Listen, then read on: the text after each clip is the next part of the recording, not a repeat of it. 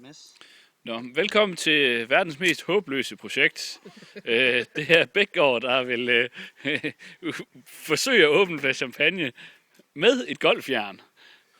Det vi ser her bag mig, det er et forsøg fra en lettere beruset tredjeplads, der vil prøve at sable en flaske champagne. Det er et princip, man kender fra en sabel, hvor man sabler afsted. Det man nu prøver at gøre med et golfjern.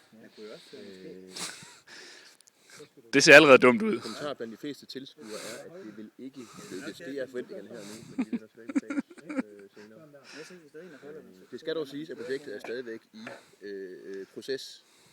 Det er ikke til eksekveret endnu. Der er flere teorier i spil om, hvad der skal gøres. Bækgaard finder det store sving frem. Gå bare bag her. Det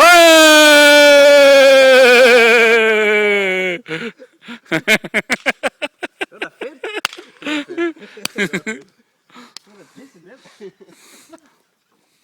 Begynder noget at skænke, nu sker Der kommer på sådan en her i forhold til en sabel, jo. Det er sådan en whistle.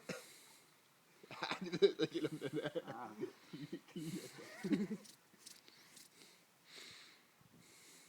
Uanset hvad. Første forsøg, og det var en stor succes.